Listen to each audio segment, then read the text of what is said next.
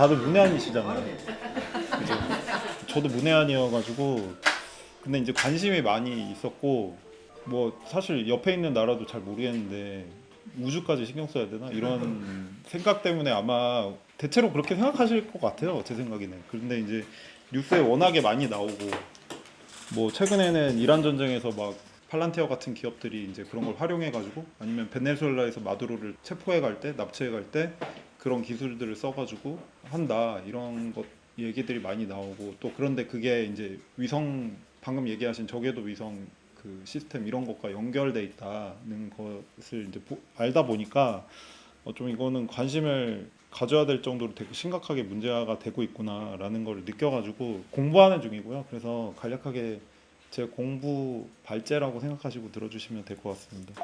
네, 우리 모두 알고 있다시피 지금 전 세계 제일 부자들 순인데요. 작년 부자 순인데요. 1위가 일론 머스크고 2위가 제프 베조스입니다. 제가 이 두 명을 진짜 세상에서 제일 싫어하는 사람들이거든요. 다들 그러실 것 같은데 심지어 제가 얼마나 싫어하냐면은 예전에 잠깐 휴가였을 때 추석 연휴 때 제프 베조스 암살단이라는 웹소설을 한번 써보려고 쓴 적도 있습니다. 15화까지 쓰다가 말았는데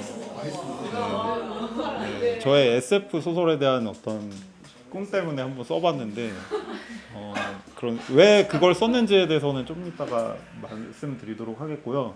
아무튼 이 둘이 이제 세계 최대 부자라는 억만장자라는 이 둘이 우주에 관해서 상당히 뭔가 다른 듯하지만 굉장히 닮은 비전을 갖고 있다는 거를 이제 말씀드리면서 좀 전에 최성희 선생님이 말씀해주신 거에 대해서 좀 보충이 되지 않을까 싶어가지고 이야기를 드리려고 하고요.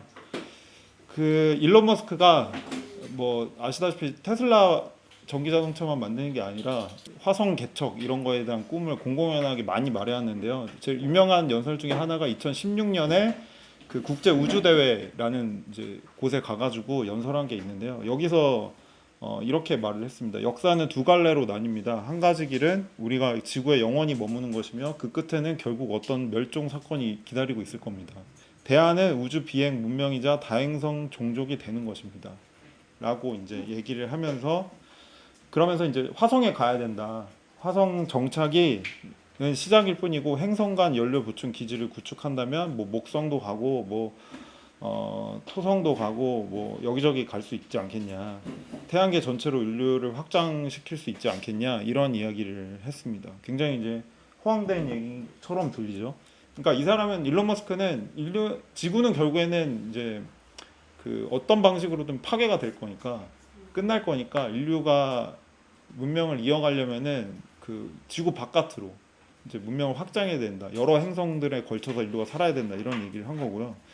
제프 베조스는 지구가 오염되고 있는데 기후 위기가 있고 막 이런데 지구를 지켜야 되기 때문에 우주로 가야 된다. 이런 얘기를 하는 거예요. 그러니까 간단하게 말하면은 지구에 쓰레기가 많고 뭐 여러 오염 물질들이 많잖아요.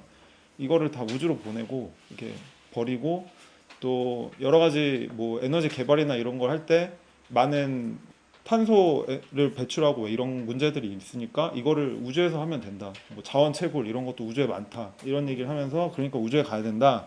이런 거고 이 사람도 아시다시피 이제 아마존의 창업주이면서 세계 2위 부자이면서 우주 개발을 하고 있죠. 그게 이제 블루 오리진이라는 기업이고요. 약간 잽이 안 되긴 하지만 일론 머스크의 스페이스 X에 비하면 잽이 안 되긴 하지만 이 사람도 나름대로 이런 비전을 가지고 이제 쫓아가고 있는 중이고요. 이 사람이 말하고 있는 게 거대 인공 우주 거주지를 만들겠다. 우주 호텔을 만들겠다. 거기에 50만 명이 살 거다. 살 수 있게 하겠다. 뭐 이런 얘기를 하는 거예요. 그러면서 뭐 아까 말씀드렸다시피 이런 온갖 오염물질들을 뭐 배출하고 이런 것들을 구축해가지고 뭔가 전진기지로 하겠다 이런 얘기를 하는 건데요. 그 아이디어는 옛날에 이 사람의 스승이었다고 하는 대학에서 그 오닐 실린더라는 사람이 있는데 이 사람의 어떤 아이디어에서 이제 비롯된 건데 이 사람이 옛날에 70년대인가 이런 이제 구상을 하면서 우주에 이런 기지를 만들 수 있다는 꿈을 꾼 적이 있었다고 합니다. 그래서 이런 거를 만들어 보겠다고 하는 거고요. 그래서 블루 오리진에서 밝히는 거는 이런 기지를 만드는데 우주 호텔을 만드는데 잠깐 영상을 볼까요?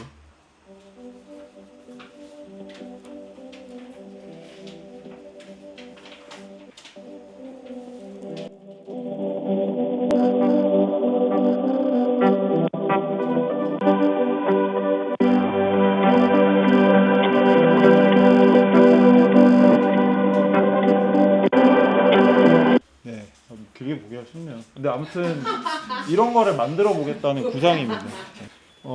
그래서 아무튼 머스크 같은 경우에는 2050년까지 화성에다가 인구 100만 명의 도시를 만들겠다, 개척 도시를 만들겠다 이렇게 공언을 하고 있고요. 어떻게 보면 자본주의를 우주로까지 이제 팽창하겠다는 야심을 얘기하는 거고.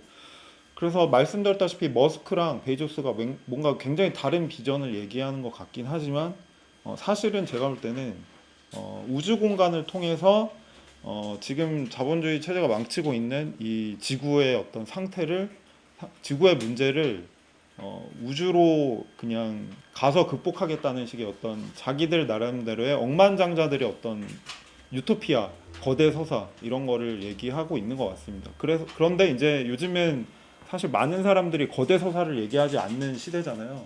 근데 이런 억만장자들이 거대 서사를 막 얘기하니까 마치 이제 스타트업 하는 사람들이 요즘에는, 그러니까 활동가들이, 혁명가들이 세상을 바꾸겠다 하지 않고 스타트업 하는 사람들이 우리가 세상을 바꾼다 이러잖아요.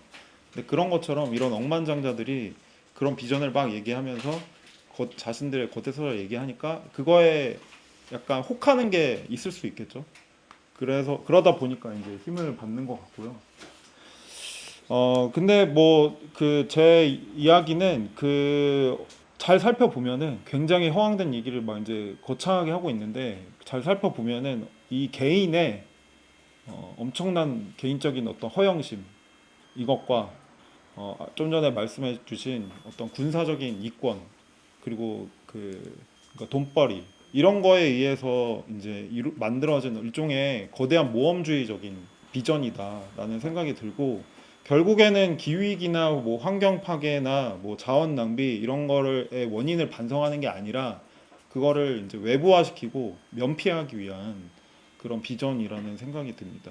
그래서 실제로는 우주라는 공간은 굉장히 척박한 곳이고, 화성이라는 곳에서 살 수 있을까? 뭐 머스크가 만든 넷플릭스 시리즈에는 이제 화성 가서 어떻게 뭐 정착하고 도시를 만들지 막 떠들지만, 사실은 화성에서 산다는 거는 거의 불가능에 가깝다라고 많은 또 비판적인 이 학자들이 또 얘기를 하거든요. 그런 서사들은 다 감추어지고 이제 이런 허황된 얘기를 막 떠들면서 여기다가 이제 돈이 계속 모이게 하는 거죠. 그런 비전을 얘기하고 있는 것으로 보입니다. 이제 이런 식의 비전 속에서 이제 많은 로켓들을 발사하고 있는 거고요. 좀 전에 말씀하셨다시피 이제 7,000개의 스타링크 위성들 이런 것 이 얘기를 하셨는데, 지금은 제가 알기로는 거의 10,000개 정도 된 걸로 알고 있고, 이거를 42,000개까지 쏘겠다고 얘기하고 있습니다. 이게 가능한 이유는 이제 일론 머스크가 로켓을 재사용할 수 있게 기술을 개발해가지고 반복해서 한 번 쏜 거를 여러 번 다시 내려오면은 다시 또 쏠 수 있고 다시 또 쏘고 이런 식의 기술을 개발하다 보니까 그걸 통해서 이제 굉장히 많은 로켓들을 1년에 몇백 개씩 뭐 이런 위성들을 그런 거 발사할 수 있게 된 변화 때문에 가능했었다고 합니다.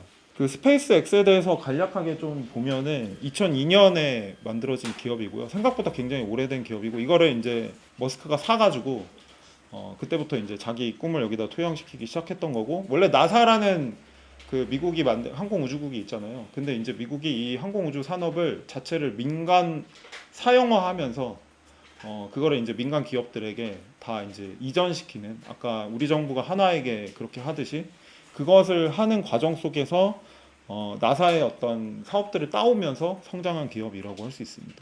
그래서 이런 식의 단계를 거치면서 지금까지 성장하고 있다고 대략 정리할 수 있고, 그래서 오늘 아침에 뉴스 보셨을지 모르겠는데요. 공교롭게도 오늘 아침에 이들이 굉장히 중요한 로켓이라고 말하는 스타쉽 V3라는 것을 발사해가지고 어느 정도 이제 성공했습니다.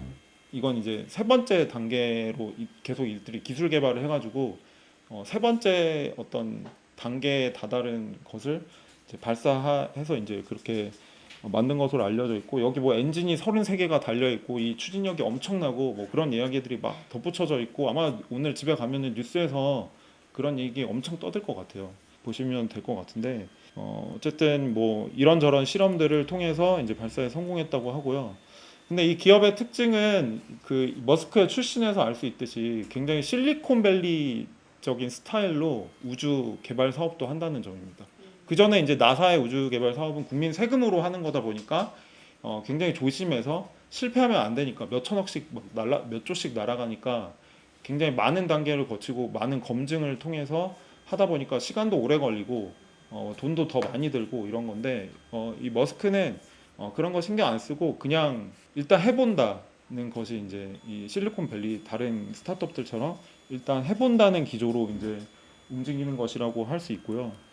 그 이거를 이제 그런 모델에서 따와가지고 약간 실패 자체를 약간 신화하는 식의 이데올로기를 얘기하면서 실패하지 않았다면 충분히 혁신하지 않은 거다 이런 얘기를 하면서 굉장히 이제 단기적으로 막 밤새 가면서 집에 안 가고 머스크가 뭐 거기서 이제 침대 깔고 집에 안 간다고 하잖아요. 그러면서 이제 개발을 하고 신속하게 시제품을 내놓고 또 다시 배포하고 실패하면 다시 하고 이런 식으로 이제 한다는 것이고요. 그래서 저는 좀 징그러운데 여기에 기업 문화는 스페이스의 기업 문화는 로켓을 발사해가지고 실패해서 뭐가 추락하고 잘 안 되면은 이 직원들이 다 같이 여기 몇백 명이 모여 있는 이제 모습이 보이잖아요. 오늘 아침 한국 시간은 오늘 아침 모습인데 뭐가 이제 실패해가지고 이제 추락해서 이렇게 불타고 막 이렇게 했더니 다 같이 이렇게 환호성을 지르면서 박수를 치고 이런 모습을 볼 수 있습니다. 여러 번 이런 그 광경을 볼 수 있었고 우리가 이것이 이제 이 일론 머스크가 말하는 방식의 이제 기술 개발 이자 이 기업의 이제 문화라고 할 수 있는 거죠. 이걸 애자일 모델이라고 한다고 하더라고요. 그렇게 해서 지금까지 이제 급속도로 이제 성장을 해 가면서 막 돈을 때려받고 여기저기서 번 돈도 모으고 뭐 이러면서 성장을 해왔습니다. 그리고 좀 전에 말씀드렸다시피 나사의 여러 사업들을 따와가지고 하고 있습니다. 그 대표적인 게 이 세 가지인데요. 그냥 간단하게 말하면은 우주 왕복선이 퇴역한 이제 나사의 우주 왕복선인데 퇴역을 했는데 그 이후에 이제 발생할 수 있는 어떤 저궤도의 수송 뭐 우주로 뭘 그 갖다 놔야 되잖아요. 그거를 하기 위한 어떤 시드머니를 지원받는 거죠. 세금으로. 이제 이런 게 하나가 있고요. 두 번째는 보급품을 계속 안정적으로 공급하기 위한 서비스 체계. 그러니까 택배 회사라고 생각하면 될 것 같아요. 그러니까 스페이스 X 자체가 일종의 택배 회사다. 우주로 택배를 보내는, 물건을 보내는, 물품을 보내는, 사람을 보내는 이런 회사라고 볼 수 있을 것 같고 세 번째는 유인 우주 비행 서비스. 이것도 이제 나사한테 수주를 받아가지고 핵심적으로 이런 것들을 한다고 합니다. 그리고 이제 스페이스 X만 하는 게 아니라 구글도 이제 뭐 한다고 하고요. 그 우주에 데이터 센터 만든다고 하잖아요. 이게 이제 데이터 센터를 만들기 위한 기반 이제 로켓 사업 이런 거를 발전을 보여주는 건데 이 데이터 센터를 구글도 만들겠다고 하고 그리고 중국도 미국에 부족하지 않을 정도로 혹은 중국이 더 앞서가 있다라고 얘기할 정도로 우주 데이터 센터를 만들기 위한 사업을 활발하게 하고 있습니다. 그리고 이것도 아주 최근 뉴스인데 지금 이제 일론 머스크가 제일 그 모든 관심을 쏟아보고 있는 게 스페이스의 나스닥 상장입니다. 이제 여기 상장해가지고 엄청나게 많은 돈을 끌어모아서 지금 좀 돈이 딸리거든요. 이제 앞으로 막 화성에 보내고 100만 명 보내고 이런다고 하잖아요. 돈이 좀 딸리니까 많이 딸리니까 이거를 조달하기 위해서 나스닥에 상장을 해서 하겠다라고 이제 포부를 밝히고 있고 아마 이 IPO가 가능할 것으로 이제 전망이 되고 있고 이걸 통해서 엄청나게 많은 돈을 끌어모을 거다. 기업 가치만 따지면은 한 1조 2,500억 달러?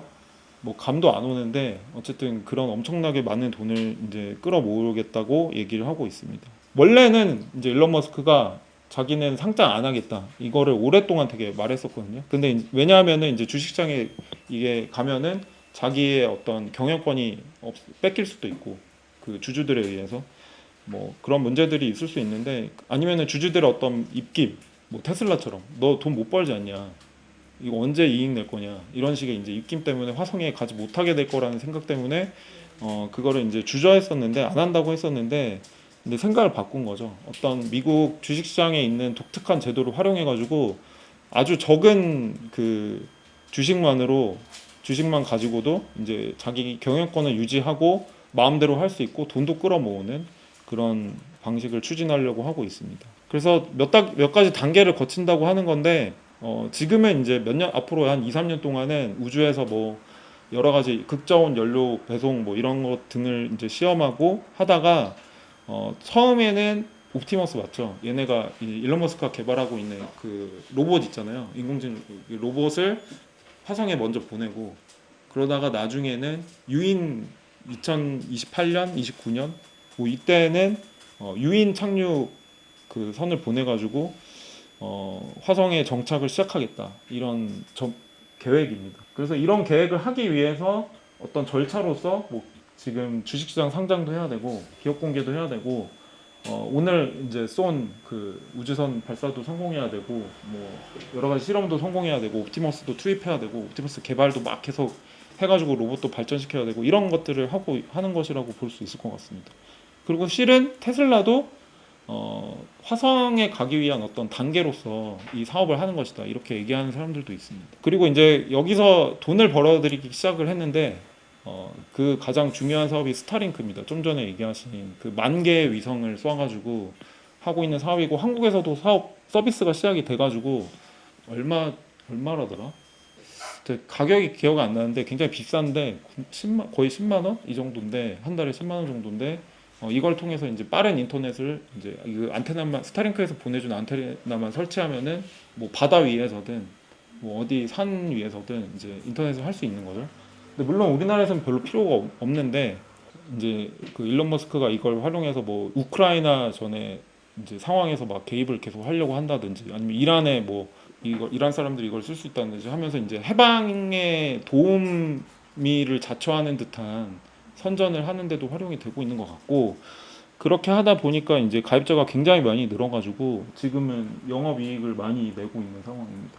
그래서 이걸로 돈 벌어서 화성을 간다 이런 계획인 거고요. 네, 발사 형황을 보면은 그 작년에 그 우주로 보낸 물질 인간이 우주로 보낸 물질 무게로만 따지면은 대략 270만 톤 정도라고 하는데 이 중에서 스페이스X가 거의 대부분을 차지합니다. 보시다시피. 그리고 뭐 그 밑에 이제 업체들 보면은 중국 업체 등등 이제 보이고요.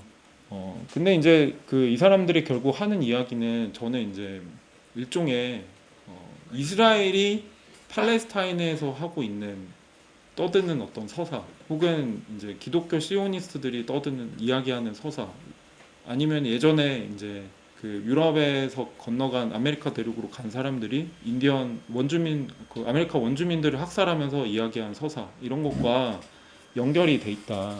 이들이 뭐 얘기하는 게 뭐 약속의 땅 이런 얘기하고 우리의 운명, 인류의 운명을 극복하기 위해서 뭐 이런 얘기를 하면서 우주의 식민지를 건설하는 것을 일종의 굉장히 종교적인 서사로 만드는 이야기를 떠들고 있다는 생각이 듭니다. 그러면서 이제 이런 밈들이 많이 돌아다니는 이유가 이들의 이들의 우주개척 서사가 과거에 이 백인 이 지배계급이 반복해서 유포했었던 서사가 연결돼 있기 때문에 이런 개척주의 그리고 우리의 개척지를 주인 없는 땅에다가 따옴표 주인 없는 땅에다가 우리의 개척지를 만든다 이런 이야기를 하는 것이 뭐 아메리카 대륙에서든 팔레스타인 땅에서든 이들이 하던 이야기의 반복이다. 그걸 우주에서 하는 것이다. 라는 것을 또 확인할 수 있을 것 같습니다. 그리고 일론 머스크는 뭐 대놓고 일론 머스크 트윗인데요. 대놓고 자기가 하는 게 이제 노아의 방주처럼 자기가 이제 인류 구원을 위해서 위기에 빠진 인류 구원을 위해서 이런 뭐 동물과 인간 이런 거 다 실어가지고 새로운 땅에다가 보내줄 것이다. 이런 식의 이야기를 하고 있기도 합니다. 그래서 이제 좀 전에 말씀드렸다시피 주주들의 간섭을 차단하면서 화성 정착을 식민지를 건설하겠다 이런 꿈을 이제 내비치고 있는 것인데 근데 이제 이렇게 가면은 결과적으로는 이렇게 만든 도시가 어떻게 되겠냐. 그 스타링크 약관인가요? 그 보면은 그 문제적인 약관들이 있는데 여기서는 지구에서의 법률이 적용되지 않는다. 이런 것이 신설이 됐어요. 아, 그러니까 우주에 만약에 일론 머스크가 그 식민지를 건설을 하면은 2035년이든 40년이든 50년이든 건설을 하면은 거기서는 이제 법률이 통하지 않는다는 거죠. 왕국이네. 자기의 어떤 왕국을 만들겠죠. 이 기업이 거대한 자본이. 그러니까 일종의 기업 국가를 원래 이제 실리콘밸리 자본가들은 기업 국가를 만들고 싶어하는 꿈이 엄청나잖아요. 그럼 뭐 자기들의 구상을 막 얘기하고 바다에다가 뭐 나라를 만들고 싶어하고 뭐 그린란드에다가 뭐 만들고 싶다고 하고 막 이런 얘기를 많이 하는데 그런 것을 화성에다가 투영하는 것이라고 볼 수 있지 않을까 싶습니다. 제가 그 좀 전에 말씀드린 그 약관이 이건데요. 그 지구 또는 달의 궤도 안팎에서 제공되는 서비스에 대해서는 캘리포니아주 법률을 적용한다. 그러나 화성에서 제공되거나 스타쉽 등 우주선을 통해 화성으로 이동하는 중에 제공되는 서비스에 대해서는 화성을 자유의 행성으로 인정하며 지구상의 어떤 정부도 화성 활동에 대한 주권이나 관할권을 가지지 않음을 인정한다. 이거에 사인을 해야 됩니다. 스타링크 구독하시려면. 우리나라 이제 스타링크 구독자들 점점 늘고 있는데 여기에 이 약관이 포함되어 있습니다. 우리는 그냥 인터넷 하려고 빠른 인터넷을 하려고 하는 것이지만 이런 약관이 포함되어 있다는 것을 좀 확인할 수 있었던 것 같고요. 그래서 저는 이것이 또 다른 제국주의적인 이제 전망이다. 제국주의적인 전망 속에서 이것을 하려고 하는 것이고, 그래서 우리가 이거를 방치하지 말고 자본주의적인 수탈과 파괴의 예외지대로 방치하지 말고 우주 공간 전체에서 뭔가 이런 어떤 고통에 응답하는 상호 의존성에 기반해서 돌봄의 자치 체제를 확립하는 게 중요하다. 이런 얘기를 더 주목해야 된다고 생각을 합니다. 우주 기업들은 이런 머스크나 그 베조스 같은 사람들은 우주에 원주민이 없기 때문에 거기를 점령하고 식민화하는 거는 윤리적으로 아무 문제가 없다고 얘기를 하는데요. 근데 그거는 이제 말씀드렸다시피 팔레스타인에서 하던 얘기랑 똑같은 이야기일 테고요. 그래서 아마 얼마 전에 나왔었던 프로젝트 헤일 메리 영화에 이런 고민 속에서 그 돌이 암석이 락시. 예, 인격화 돼가지고 나온 것이 아닐까. 주인공의 친구로 나온 것이 아닐까 그런 생각을 해봤습니다. 그러니까 암석의 윤리가 필요하다 이런 얘기를 하거든요. 이런 사람이. 그런 문제에 대한 좀 고민도 좀 해보게 됐던 것 같고요. 이거 제가 좋아하는 그림인데 베조스가 우주에 호텔을 만든다고 했을 때 어떤 사람이 그린 만평인데요. 그 우리는 이제 이제 지구에 살고 있고 억만장자들이 이제 우주에 사는 어떤 모습을 베조스는 그린 거겠죠. 왜냐하면 우주에 가려면 돈이 굉장히 많아야 되니까. 근데 이제 그런 식의 해결법 역시도 베조스가 말하는 지구에 문제가 있으니까 우주로 간다. 이런 해결법 역시도 제가 볼 때는 인간의 착취와 지구 자연의 착취를 기반으로 한다는 것을 다시 좀 새삼 확인해야 된다고 생각을 합니다. 네, 그런 말씀을 좀 드리면서 우주 팽창주의 자체에 대해서 우리가 좀 거부하자.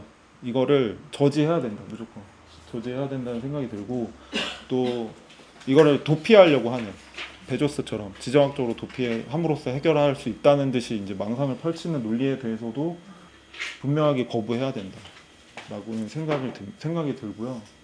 그래서 문제를 외부화하지 말고 뭐 기술적 성취가 마치 이 재앙을 해결할 수 있을 것처럼 얘기하는 논리에 휘둘리지 말고 이 여기서 우리가 해결한다는 인식으로 이 문제를 대면하고 결국에 이제 이런 식으로 우주 팽창주의로 가면은 더 불평등도 극대화될 수밖에 없고 영토는 더 사유화될 수밖에 없기 때문에 이거에 맞선 싸움들이 중요하지 않나. 그리고 좀 전에 얘기해 주다시피 우주에서 뭔가를 던지면 핵무기가 아니더라도 엄청난 파괴력을 발휘한다고 합니다. 그래서 그 자체로 이미 무기화되고 있는 것을 우리가 또 인식해야 될 것 같습니다.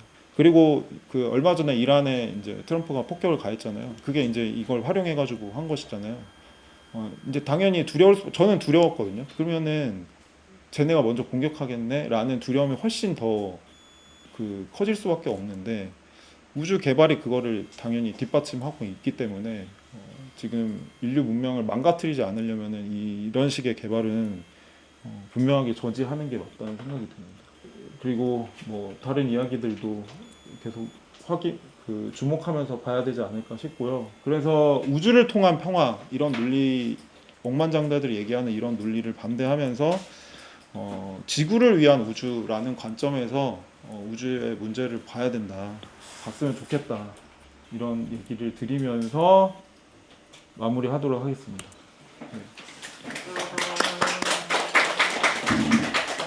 그리고 저 이제 저기 앞에 이런 우주 기술이 고도로 통합된 어떤 거버넌스 아래서만 개발 운영돼야 되는데 기술적 능력이 필요하고 특히 기술적 부작용이 통제 불가능한 수준에 이르기 전에 제동을 걸어야 된다. 인류의 미래가 우주 생산이 아니라 지구 중심의 행성적 결제가 거버넌스 완성에 달려있다. 이 말이 엄청 인상적이었는데 사실 저는 일반적으로는 기술적 금욕 이런 말을 좋아하진 않는데 왜냐하면 기술이 더 많은 생명을 살릴 수 있기 위해서 더 발전시켜야 된다 이런 입장이긴 하거든요. 근데 이거는 거의 사람을 죽이고 일부의 이해관계를 반영하는 기술이기 때문에 그런 기술적인 것에 진짜 금욕이 필요하고 그걸 이제 민주적 통제를 해야 된다. 그렇게 생각이 많이 들고 그런 점에서 좀 포기하지 않아야 한다. 생각이 저도. 그리고 저도 이제 고민이 조금 들었던 거는 아까 이제 되게 잘 설명해 주셔서 이해가 되게 잘 됐는데 그러나 어쨌든 자동차나 뭐 핸드폰이나 우리가 모든 쓰는 것들이 다 우리 일상생활과 실제로 굉장히 밀접하게 연관이 되어 있다고 하셨잖아요. 이런 인공위성 쏘고 이런 게. 근데 저는 지금 잘 이해가 안 가는 거는 아니 이미 있는 인공위성들이 이렇게 많은데 왜 이 수천 개를 계속 더 띄우려고 하는가가 여전히 너무 의문이 들고 너무나 낭비적인 게 아닌가 이런 생각이 계속 들어가지고 지금 우리가 이미 갖고 있는 인공위성 기술도 이미 충분하게 우리가 지금 정보들을 다 이미 공유할 수 있는 게 아닌가. 그래서 그런 부분들을 조금 더 설명해 주셨으면 좋겠고 그러면 이제 저위도가 아까 이제 군사 때문에 군사적인 용도로 쓰인다고 하셨는데 그러면 이제 높은 고위도의 어떤 것으로 좀 충분히 커버가 되지 않는지 우리가 실제로 이제 평소에 쓸 수 있는 그런 것들을 위해서는 그런 게 좀 궁금해가지고 여쭤보셨어요. 저 잘 모르는데 고위도로는 속도가 그렇게 빨리 안 나오는 것으로 알고 있습니다. 그래서 이제 저희도로 하고 그 10,000개면 되지 않겠냐? 10,000개도 사실 필요 없고 1,000개도 필요 없는데 아무튼 근데 왜 42,000개까지 하려고 하지? 저도 궁금한데 근데 이제 지금 계획은 궁극적으로는 제가 볼 때는 우주 데이터 센터를 하려고 하고 그거를 다 연결하는 거를 구상하고 있어서 그렇게 엄청나게 더 많이 해서 하려는 계획을 갖고 있는 것 같고 충돌하지 않을까 이런 생각이 충돌했으면 좋겠다 이런 생각이 들어요. 그래서 아마 그런 것도 이제 기술적으로 대비하려고 막 이런저런 기술을 한다고 하더라고요. 회피하는 기술 뭐 이런 것도 있다고 하는데 그치만 어쨌든 충돌했으면 좋겠다. 도미노처럼 충돌했으면 좋겠다 이런 생각이 들긴 하지만 어쨌든 그런 구상을 갖고 하는 것 같아요. 그래서 이미 늦었다기보다는 지금부터라도 그만하라고 요구하고 제가 볼 때는 재정적 위기가 찾아오면은 하기가 어려울 것 같거든요.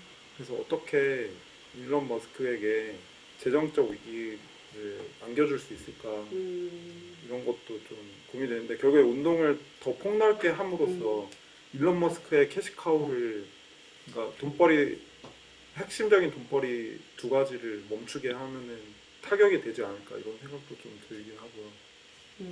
테슬라랑 스타링크 아무튼 정말 그런 것도 결국에 운동의 결과일 것이기 때문에 이것저것 해서 이거를 좀 멈추게 만드는 운동이 필요할 것 같고 그게 궁극적으로는 뭐 화성에 100만 명을 보내겠다는 그런 허황된 이야기라든지 아니면은 지금 달에서의 소유권을 마치 주장하려고 하는 것처럼 중국과 미국이 움직이고 있는데 그거를 저지하고 하는 운동이 목소리 같은 게 필요하지 않을까 그런 생각이 드네요. 들리실까요? 네, 잘 들려요. 네, 안녕하세요.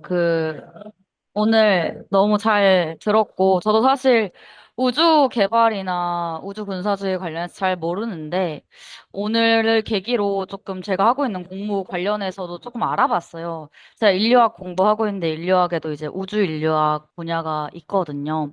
아무래도 이제 오늘 이제 명견님이나 성희님께서 말씀해 주신 것처럼, 이게 굉장히 제국주의적인 개발과 궤를 같이 하는 영역이, 그러니까 그런 맥락이 있다 보니까 인류학에서도 우주 개발을 하나의 필드로 다루고 있는 것 같아요. 그래서 사실 저도 뭐 다른 분들이 다 얘기해 주셨던 거에 굉장히 공감을 했어요. 뭔가 이게 진짜 필요에 의해서 우리가 이런 기술로 정보를 얻어야 해서 우주로 개발을 하는 게 아니라 그냥 시장을 더 넓히는 어떤 시도 중에 하나다라고 생각을 할 수밖에 없는 것 같아요. 애초에 이게 아까 성희님 발표해 주신 것처럼 국가가 주도하던 어떤 개발을 이제 사기업들이 가져와서 우주라는 공간 자체를 상업화하는 거를 목표로 하고 있는 방식이라고 생각이 들고 그래서 이게 확실히 지금 어떤 신자유주의나 자본주의가 여전히 굳건하게 계속 더 팽창해 가려고 하고 있는 맥락에서 결국 우주를 시장화하고자 하는 거다라고 생각을 해야 될 것 같다는 생각을 했고, 그리고 또 아까 제국주의에 대해서도 얘기를 계속 해주셨는데, 저도 어떤 우주라는 곳을, 이제 더 이상 지구에서는 발견할 수 없는 새로운 식민지를 발견하고자 하는 시도로 또 이해를 할 수 있다고 생각을 하는데, 거기서 뭔가 또 고민이 되는 지점은, 이제 과거의 제국주의와 혹은 지금의 제국주의와 다르게 우주의 제국주의는 그 물리적인 땅이랑 되게 분리되어 있는 제국주의잖아요.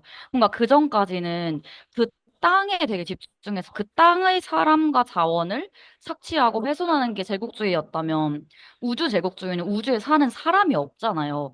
그래서 뭔가 그게 똑같은 제국주의임에도 불구하고 훨씬 비가시적일 것 같아요. 실제로 어떤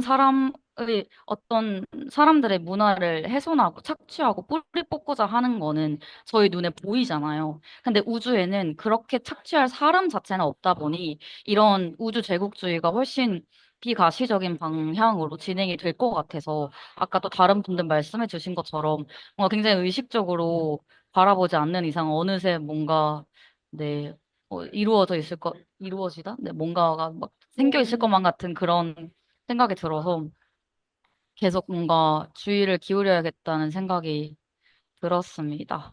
이상입니다. 네, 고맙습니다. 약간 마무리 멘트도 정말 좋은 것 같아요. 그래서 더 이상 저희가 뭐 말에 덧붙일 수 없을 정도로 좋은 것 같아서 저희 포럼 여기서 마치고, 네, 별 혹시 더 덧붙일 말이 없으시면 마치고, 저희 팔레스타인 그 해방을